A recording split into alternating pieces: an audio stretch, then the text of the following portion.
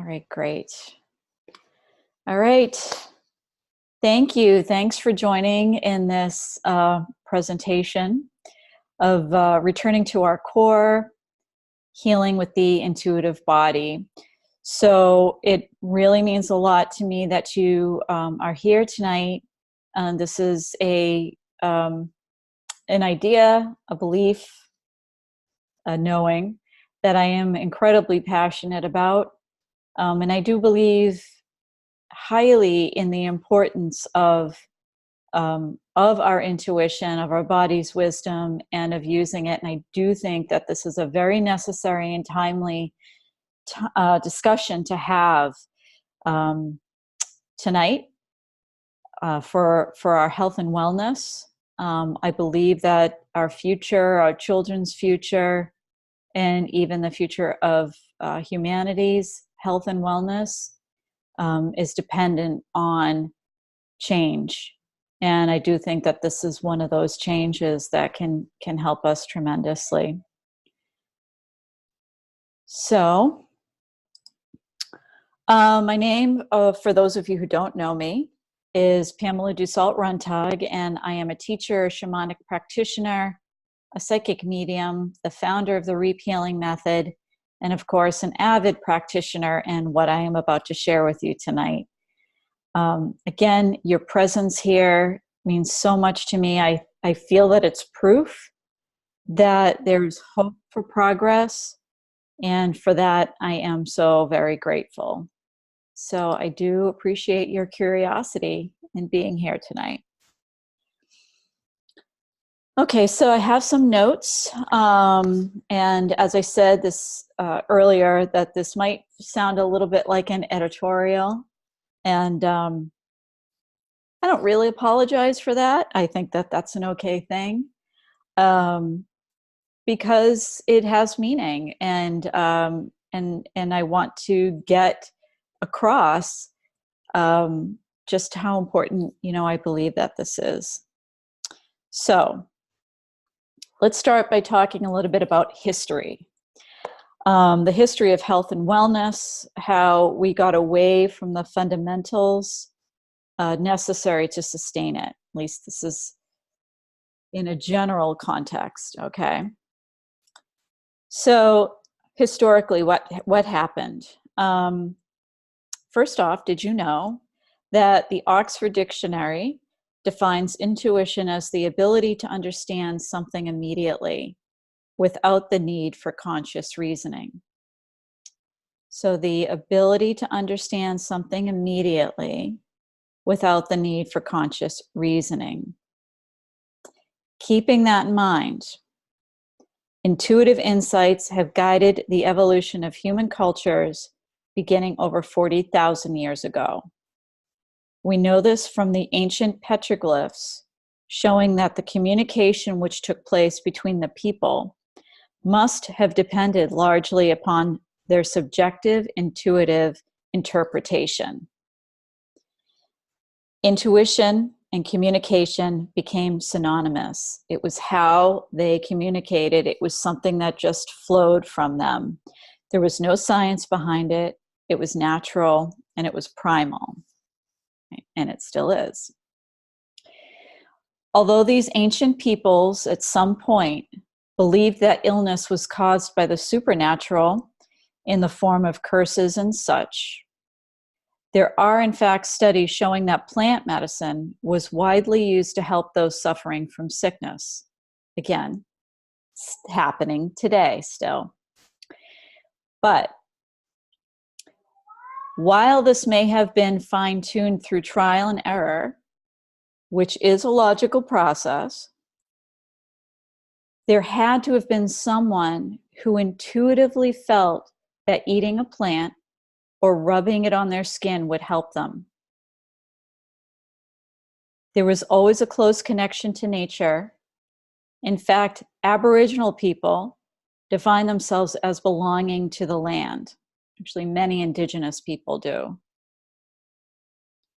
They intuitively see and experience themselves as one element of a fully integrated environment together with fauna and flora. They're committed to respecting all living things, and they commune and communicate with all living things. And so they're able to intuitively heal themselves. Okay? Again, intuition and communication are synonymous. So fast track to the early 1600s with the development of scientific empirical study of the human anatomy.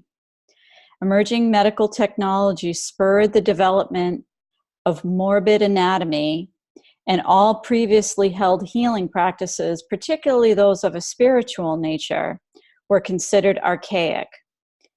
Intuition, being a mode of communication between the body and mind, just as it is with nature, mode of communication with nature, became archaic too, and thus the baby was thrown out with the bathwater. Science reigned and was the new true medicine. As a result of these changes, where the pendulum swung from one side to the other side, from based naturally, holistically, intuitively, all the way to it being scientific, okay, was totally out of balance. As a result of these changes, we became more dependent on science for our health and wellness. Focus was placed on the absence of symptoms, and our body wisdom became grossly disregarded. Our society became obsessed with simply getting fixed. A collective consciousness that I actually do believe has promoted such epidemics as substance abuse, anxiety, and possibly even depression. Right? Far too dependent on chemicals, on pharmaceuticals, and the like. And that's not to say that those aren't important. I know that we need them sometimes. But I think that generally, as a culture, our society has gotten lazy and are quick to reach for, the fastest remedy that they can get their hands on, instead of just taking a moment and kind of going within and seeing what's going on there before just, jumping ahead. Nobody wants to take the time. Which leads me to the next part that I wanted to talk about, the balance between logic and intuition. We do live in such a fast-paced society. I mean, everybody knows that. Our stress levels are off the chart. Our need for strategic thinking to meet this or that demand, get this or that need met, creates way too much imbalance between the intellectual and the physical. It's as if we walk around with only our head for our body, just one big head. Obviously, this imbalance in and of itself creates illness as well, and anxiety in particular is a big one. We've become so disconnected from our body that we can't even begin to sense what might be going on inside, let alone listen to it. Okay? There's a very, when we're very much up in our heads, involved in planning and in the strategic thinking that I mentioned, we become so ungrounded and so disconnected. We're very driven, which is a good thing, but sometimes that drive puts us in our thinking mode far too much. And we become, that's all we are doing. We become constant thinkers. I've had several clients who have suffered from anxiety and they can't get out of their heads. I know what's going on with them, and they think that they're going crazy because it's just doesn't stop. And it's not their fault. They have never been taught how to get in their body, how to get really grounded, how to listen, because we've become so detached from that. And then bring in those people who are highly sensitive or empathic, who are feeling all these things, but yet they're still up in their head and they're thinking and they're trying to figure things out and they're analyzing and they're strategizing. The combination truly does make them sick. So we really do need to begin to relearn and teach, our children how to get grounded, how to be in our bodies, how to move from our head to our heart, from our heart to our belly, and all the way down deep into the earth, and just feel our connectedness there.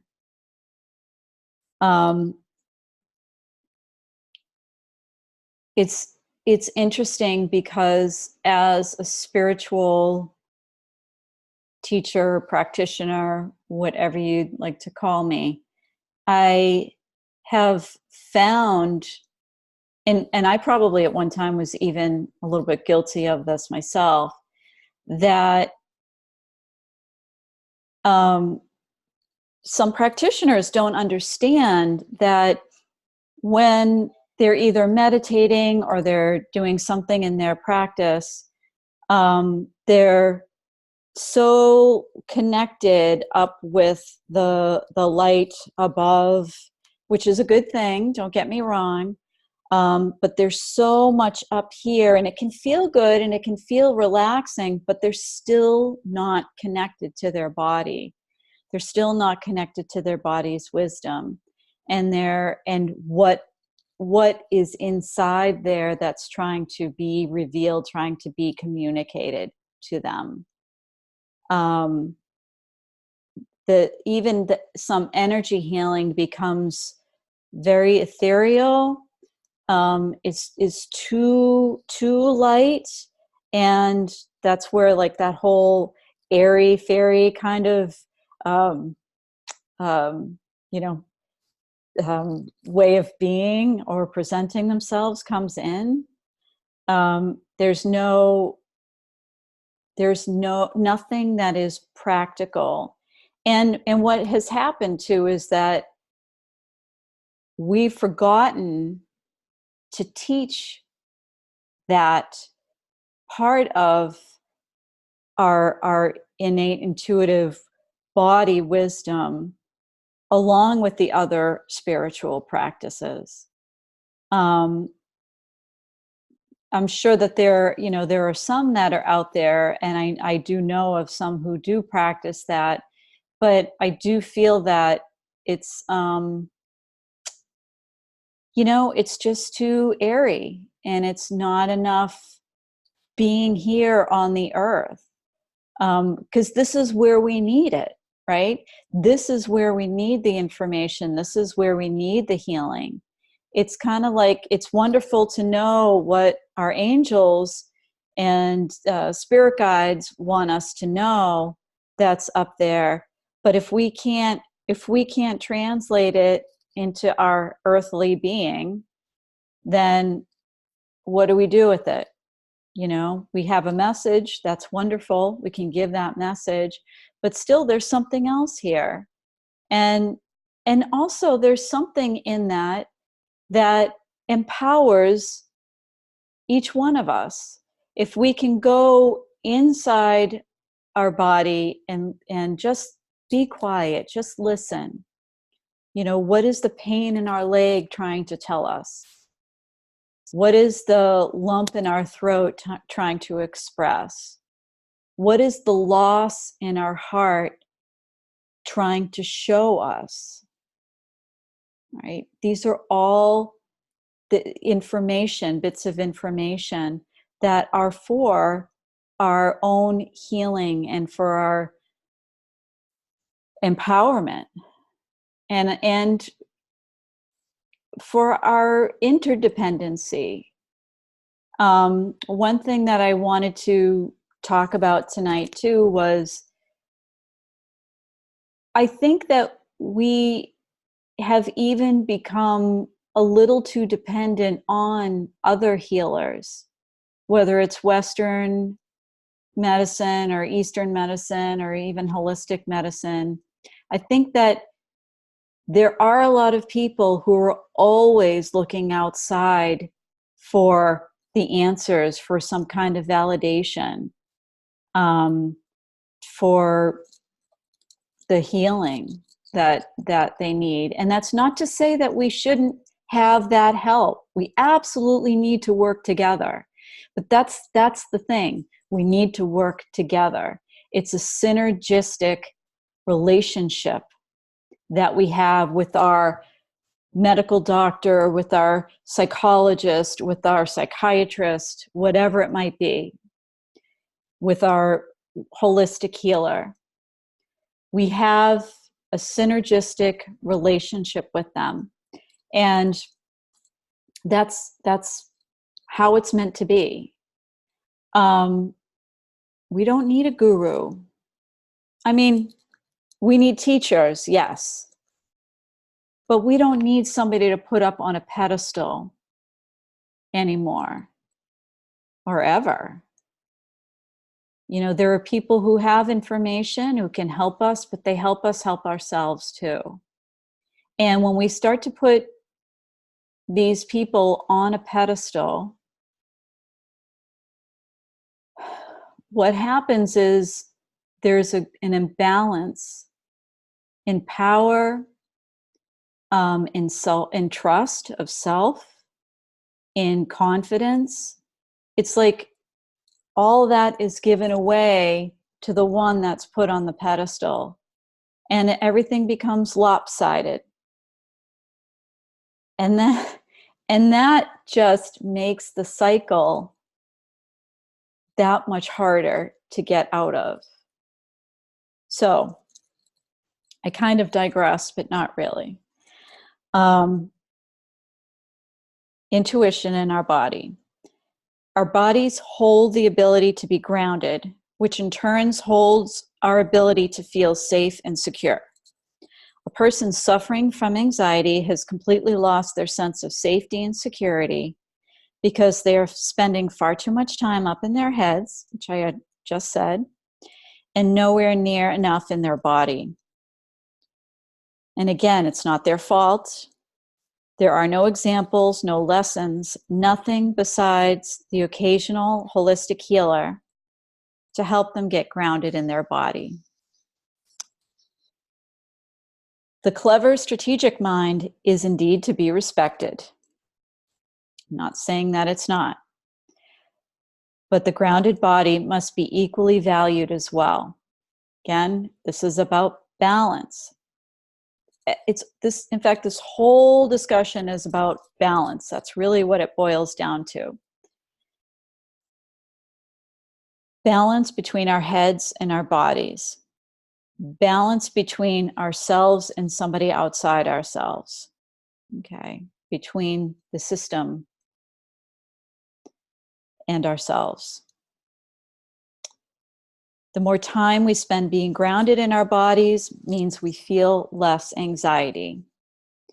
We really must start teaching our children this both by example and by precept. They're the future, and honestly, I don't know how humanity will thrive without this basic need. Think for a moment of the possibilities of every single person being back up in their heads, totally neglecting their body. You get the picture. Okay. So, how do we go about cultivating our intuitive body? We start with ourselves. We surrender our old ways, ideas, habits, and clear the slate clean. We start fresh by choosing to give our body as much time and effort as we do our thoughts and thinking. And once we do that, once we acknowledge balance, we can then begin to cultivate the intuition that lies within. So, we have to align the two fundamentals, intuition and body.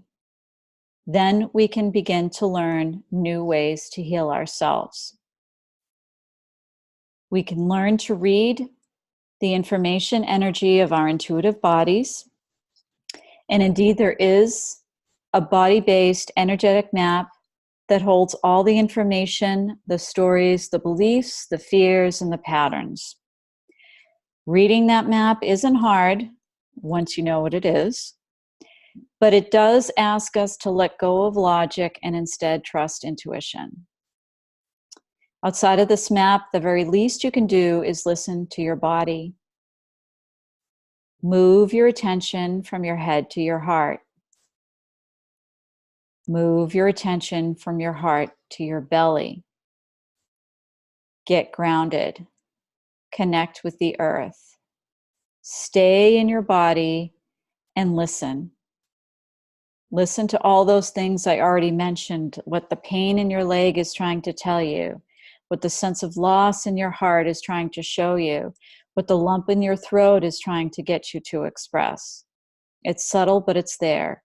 Use your intuition. Empower yourself. It's there for you. It's your friend, your guide, and your healer.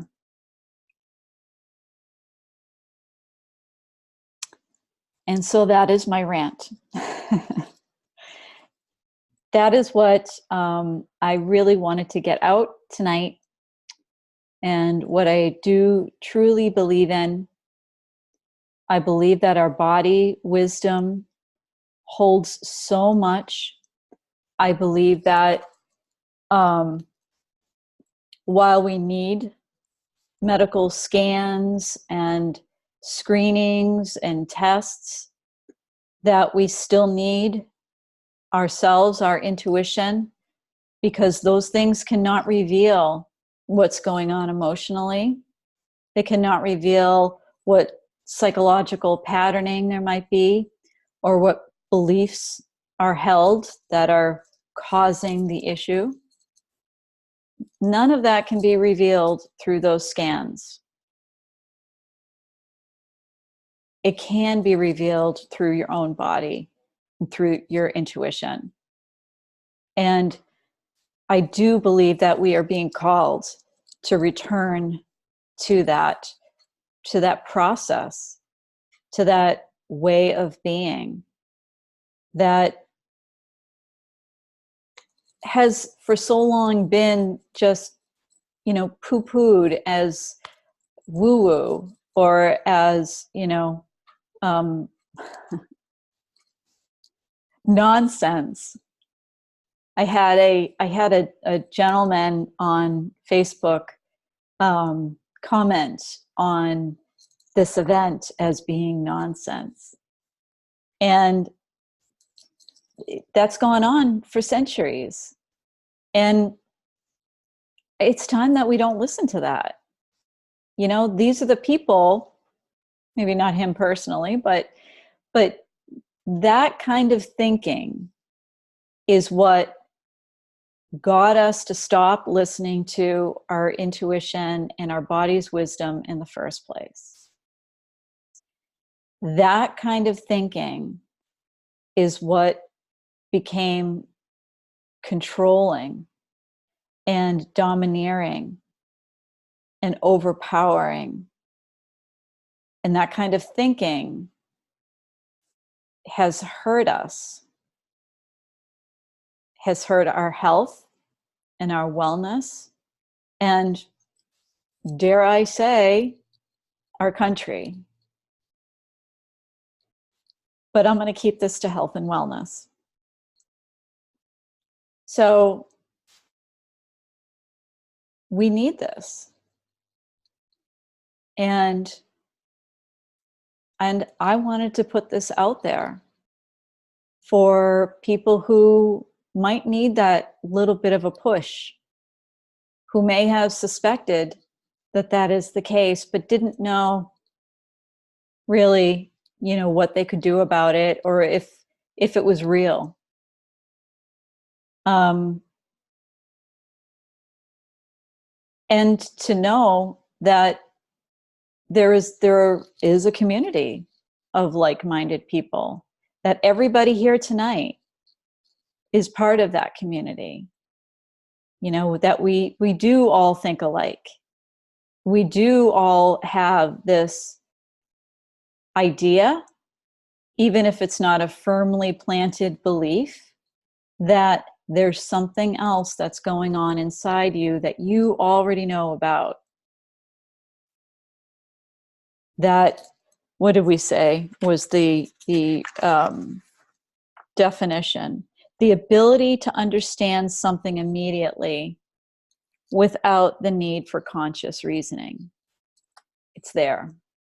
And your body does have an energy map for that. So now I'm going to give a little shameless plug for those of you who are interested in learning more about this energy map. I do teach a method called REAP, in which you can learn about this body-based energetic map. I'm sending out invitations in probably a couple of days. You should receive one. This training begins in October, and I would love to have you who are new to it come and join our community. We have wonderful people who already practice this, already practice REAP, already practice this healing through their body-based energetic map. They know how to read the map, they know how to intuit, and they can help others do that as well. We're all friends and supporters of each other in healing and in our own processes of learning. So this is something that sort of continues on. And it's beautiful and it's wonderful. And I'm so grateful that they exist. So it would be awesome to have you join if you are interested. But that's all I have to say about that. I'd like to now open the floor to any questions, comments, stories, or whatever.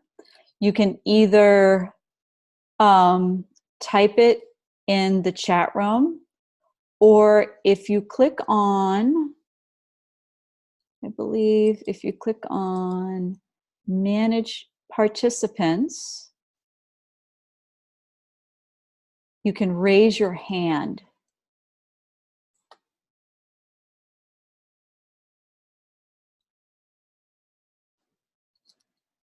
So any questions, any comments, any stories? The floor is yours. What would you like to say about using your intuition?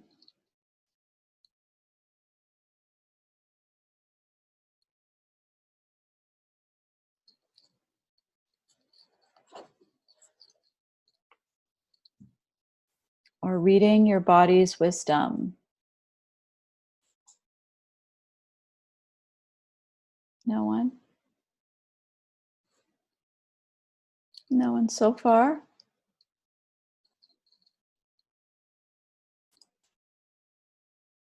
Here we go.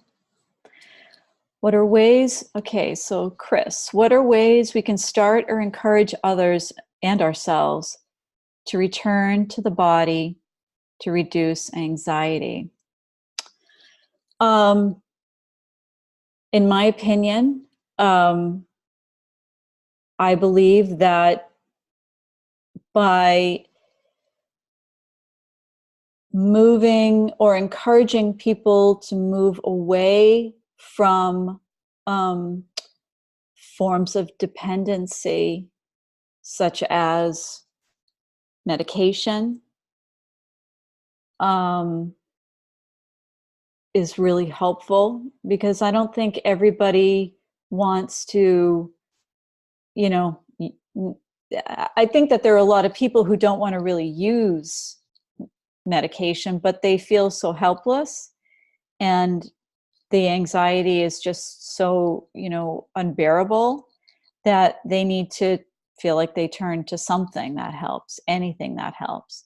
And again, while that's okay, they just need to learn that they can do it themselves. And I think that the best way that I have found, and the fastest way, is to help them to experience just a little bit of what it means to be grounded. So the method that I shared about moving from your head to your heart and taking a breath, and moving from your heart to your belly and taking a breath, can really help them just get a little taste of what that's like. And once they have that, they know that there's something more, and they might be more encouraged and more inclined to, even if they just start practicing that one exercise every so often. Okay. And they need to just also know that, a lot of the anxieties comes from just being too much in their head. That if the answer to reduce it was in their body, they might be able to go there that much easier. There's something else I wanted to say about that too, and I just lost that train of thought. Oh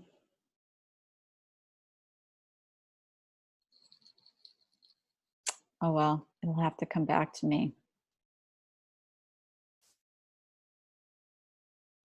So hopefully that answered your question on that, Chris.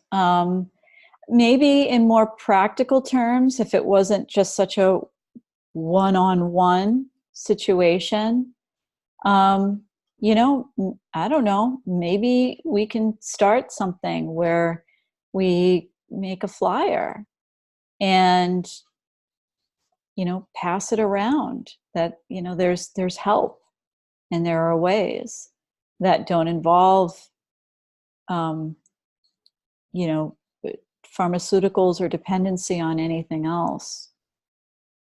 I don't know, just a thought. Crystal, thank you so much for this message. You are the second energy worker that has told me that I should be balancing the connection I have above to the connection I have here. Yes. Spending more time within the body for someone who does energy work is a message that I'm receiving loud and clear. Being grounded is something I feel we can all benefit from. Absolutely. Thank you, Crystal. Yes, it's true. We do, as an energy worker, we do receive messages from above, and it's beautiful and it's wonderful, and it's not, the thing is, it's not any less valuable than what is here. It's our right to be here, and it's what, in my opinion, it's what makes the energy work that much more.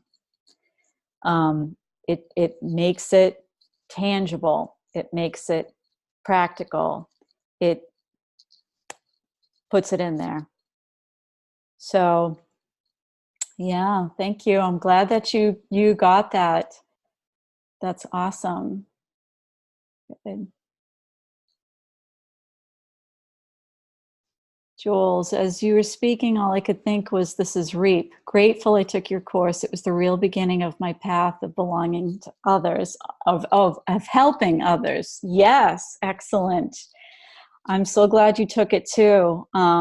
We have a few people here tonight that have taken it, and that is what it is. REAP is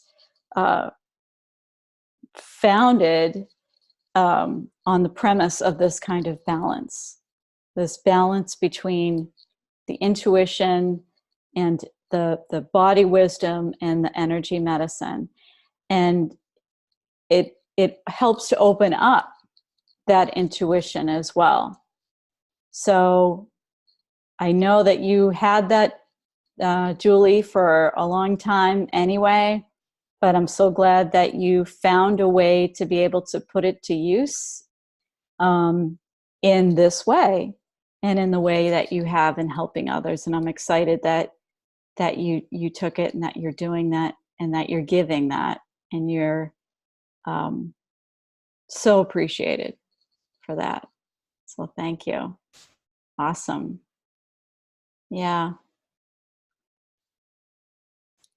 Dave Crocker. Okay. What forms of meditation would be helpful in improving our being in our body more than in our mind? Well,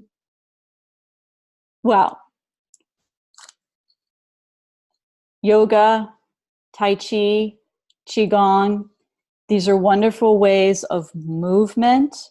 They're meditative movements. However, there are ways that you can meditate in your body. So with REAP, what I teach is that body-based structured energy map that I was talking about. And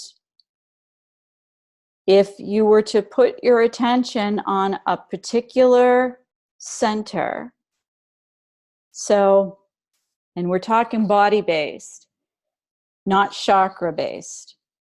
So let's say you put your attention, on your heart, and you wanted to get, into the meditation into your heart.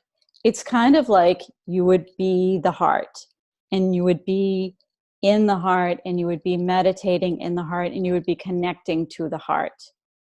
You're still connected to the above and to the below, and you still, have your groundedness, but you're going deeper into that organ. Okay, again, we're not talking chakras, we're talking organs. This is what makes it so physical and so body-based, so tangible, to get our body's wisdom. So you're meditating in the heart, connecting with the heart, becoming the heart. And you're asking it, kind of like you're journeying to the heart even. And you're asking it, what is it trying to tell you? What does it want to show you? What does it want you to express? And there are more questions that can help you go deeper into that. So, and that's just one example. But we have many with REAP. We have 11 specific centers, and 10 of them, no, excuse me, all 11 of them are body-based. So you're looking in the body. I was thinking of level 2, sorry. In the advanced level, we actually are going more out into our energy. But in the first level, we have the first information of the energy map, and of course, the heart happens to be one of them. Okay, does that answer your question? I hope.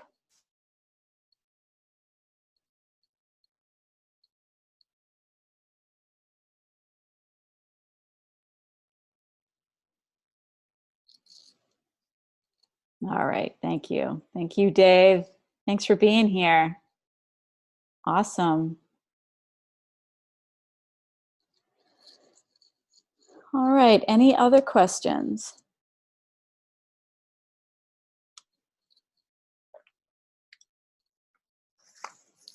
Comments, stories, jokes?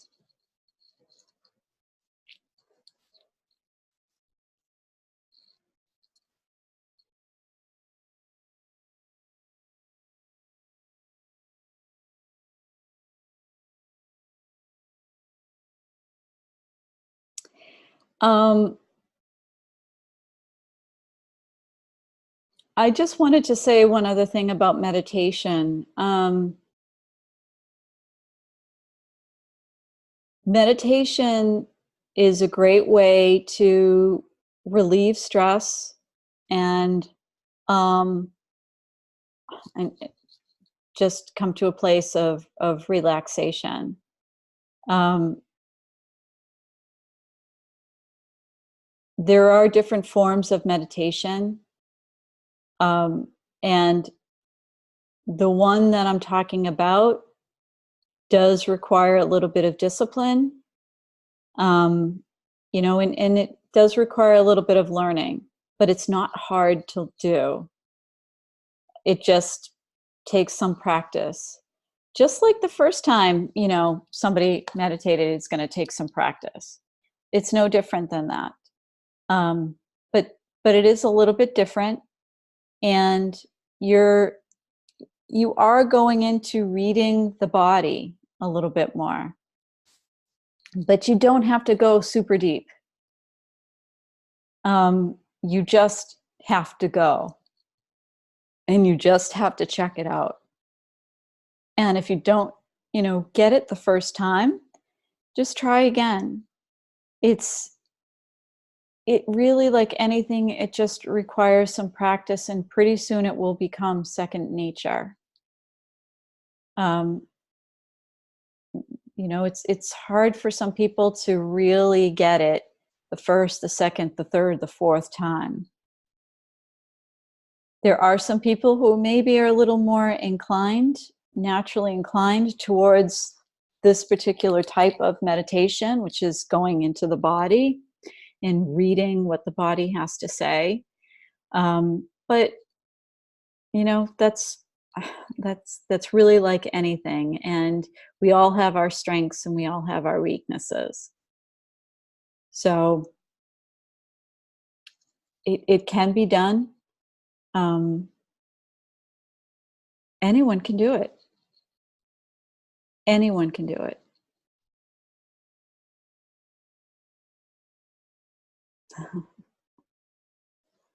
Thank you, Carolyn. I'm glad you love REAP. And I love that you help people heal themselves too.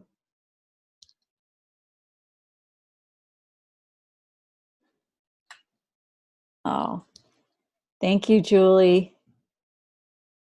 Crystal and I are working on our first gallery healing soon. Yay! We appreciate and are honored by all we have learned and experienced with you. Well, I appreciate you too. And I still learn and experience new things too. Not part of the discussion, but while we're on it, I just kind of feel like I need to throw this out that um, we never stop learning. Never stop learning. Um, we can we can take information and learn from it, use it, apply it, practice it, feel good with it for a little while. But there's always more. And it doesn't mean that what you learned before isn't good or applicable anymore. It just means that you're just looking to expand. And we all need to expand. And I do believe that the minute we stop doing that, when we say we have the answers and we are the master, teacher, and there's nothing else to learn, then we become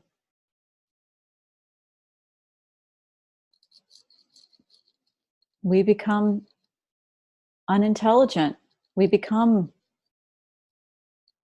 like a child again.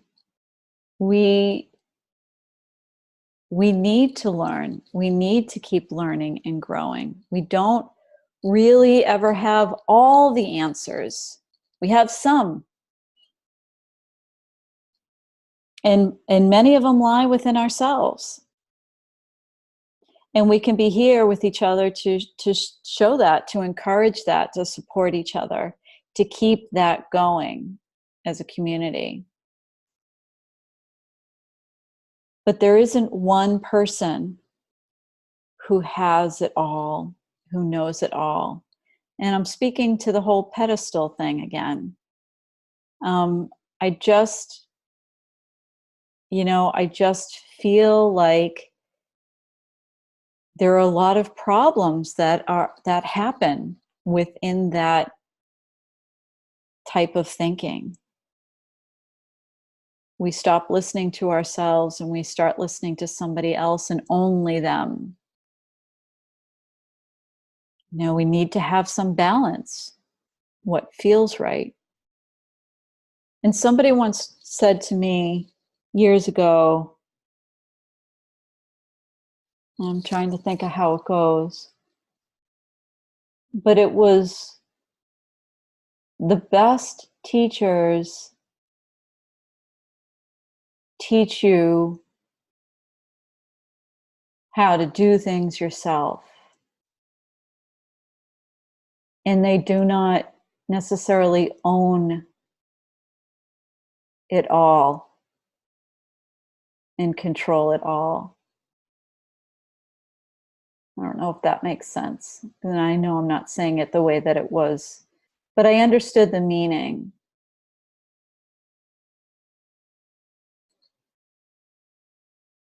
So true. Thank you. Okay, what do we have here? Alyssa, just started my journey into healing and energy work. Happy to find such a beautiful community of people helping others. Yay! Glad to be here. Always something to learn from others. Thank you all. Thank you. Thank you, Alyssa. I'm so glad you're here too. That's awesome. Congratulations on your journey. And I hope you find much joy in all your work and helping others. Good for you, and thank you. Thank you for being here. Thank you all for being here. And I don't mean just here tonight in this discussion. I mean on earth, ready to share, ready to help in whatever way you can. And knowing that we can help each other, not just tell each other what to do, but help each other to find the answers inside too.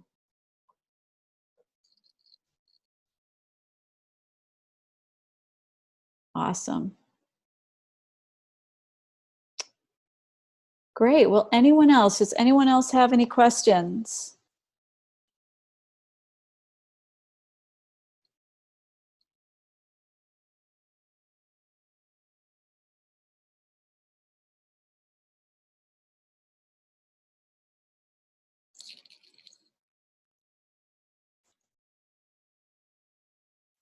I think those who are here by phone can actually unmute yourself. If you want to try that.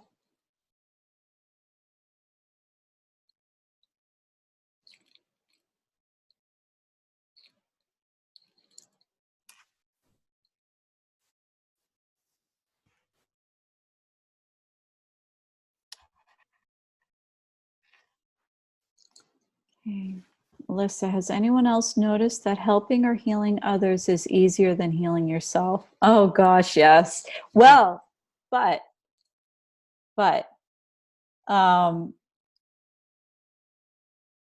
the information comes easier for others as it does for ourselves. This is true.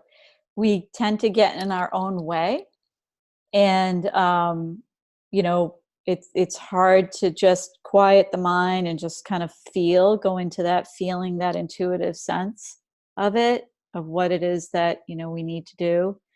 But I mean, it can be done. It just takes a little time, but that's why we do need each other. You know, again, it's a symbiotic relationship, synergistic relationship that we have. And that's what's so great about the community, because we can, you know, we can do this in a very reciprocal way. But yes, healing others tends to be a lot easier than healing yourself. I know that. And does anyone else want to weigh in on that? Any stories? Any?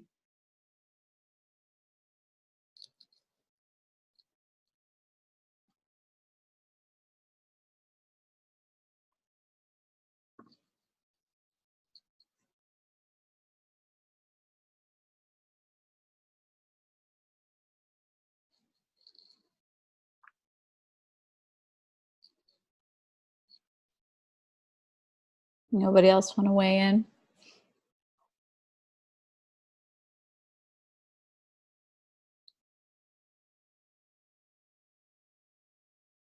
It's almost a need to heal others first, at least for me, Julie. Yes, I can see that being for you, Julie. Because that's how you are. You're so giving. Yeah. But sometimes we do, again, it's about balance. We really do need to take care of ourselves too.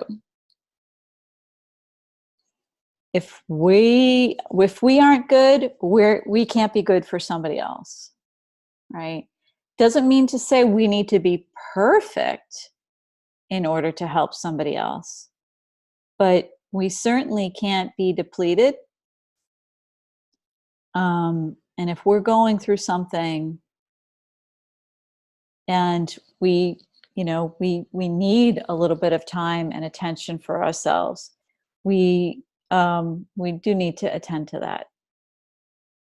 I mean, that's just as important and valuable as helping somebody else, because you are as important and valuable as they are. But I understand, in the spirit of giving, it does feel that way. I understand what you mean. There is a need. Thank you.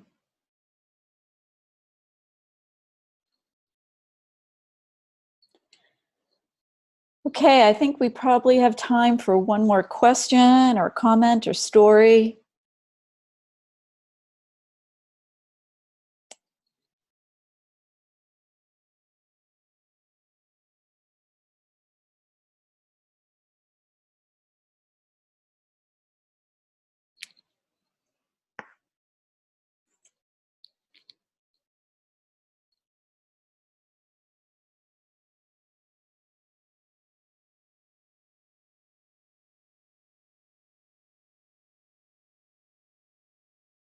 So while we wait,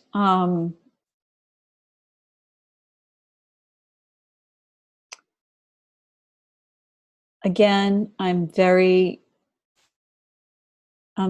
grateful, and I'm very pleased that you've all joined tonight in the spirit of, wanting to know about returning to the core and being curious. And what does this mean, healing with the intuitive body? I do appreciate that. If you would like to reach out to me outside of this event with your questions, or if there's something that you wanted to ask me privately, please feel free to do so. You can do that at info@reaphealing.com, or you can contact me either through Facebook or through my by phone. And my number is 978-877-8651. And I'll be happy to answer those questions for you. You can also check out the website at www.reaphealing.com. And there we have some amazing practitioners. You can go there that I know would be happy to hear from you too. If you had any questions or were interested in learning a little bit more about what they do. And you can also find us on Facebook at the Reap Healing Method page. And of course, feel free to friend me on Facebook under my name, Pamela Dussault Runtagh. I'm happy to always have a new friend there. That's my personal page.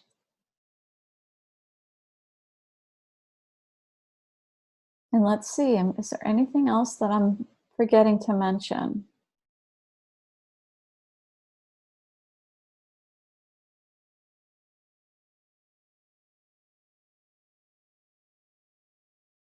I think that might be it. Yep, I think that's it. So it looks like we are running out of time here. Thank you. Thank you, Julie. Thank you, Crystal, Carolyn, Chris, Dave, Alyssa, everyone who has participated in the chat room. And thank you to all that joined us by phone. And when I forgot to thank you, Christy, too. I'm sorry, Christy, in our chat room. Those of you who have joined us by phone and also online, thank you too for being here. Again, I'm eternally grateful, and I'm just pleased that you care enough about this returning to our core, returning to our intuition, and healing with our intuitive body. So have a wonderful evening. You guys are doing great. Keep it going. Let's change the world. Take care. Bye-bye, everyone.